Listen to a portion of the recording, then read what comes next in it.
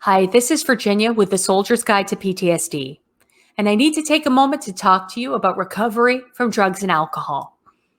Now, PTSD is one of those disorders that always comes to the party with friends.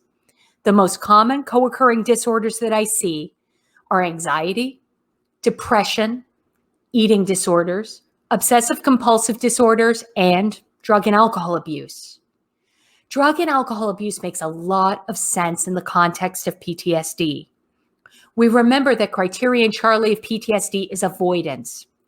That's when we go way, way out of our way to avoid anything that reminds us of our experience. And drinking and drugging makes a lot of sense because it helps us to avoid our feelings. Criterion Delta is all about the changes in the way that we think and feel. And alcohol and drugs can play a major role in this. Also, alcohol is a big part of military culture. It is what it is. I say all that to say this. PTSD and addiction are like fucked up peas and carrots. But help for addiction is more accessible than ever before. One of the only good things to come out of the pandemic is that the recovery community has largely gone online. It's probably going to stay that way. That means that the barrier to entry has been completely removed, and our excuses for not going to meetings are pretty much bullshit. Having Alcoholics Anonymous and Narcotics Anonymous online means that instead of going to the chapel for a meeting, you can log into Zoom. The meeting that you attend can be based in your city or in another country. That means that the likelihood you're going to run into someone you know is significantly diminished. Listen, you can change your name in a Zoom room. You can use a photo rather than having your camera up.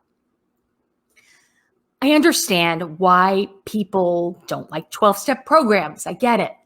There are horrible meetings and miserable sponsors. But listen, there are also great meetings and really supportive, effective sponsors. Another perk of Zoom is that if you don't like the meeting that you're in, click out of it. You can leave when you want to. So if you've been on the fence for a long time about going to AA or NA, honey, now is the time to pull the trigger. Do a Google search for AA online or NA online to find a meeting.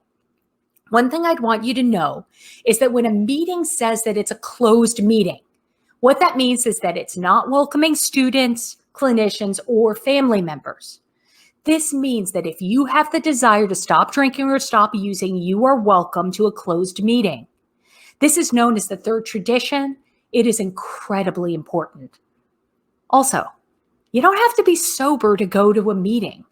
The only requirement for membership is a desire to stop. You have absolutely nothing to lose and no valid excuse, so cut the crap and get to a meeting. Learn more about recovery from PTSD and moral injury at thesoldiersblog.com, where you can download our free Quick Start Guide. Also, check out our book, The Soldier's Guide to PTSD. It's available on audiobook, ebook, and paperback. The links are below. Keep it real.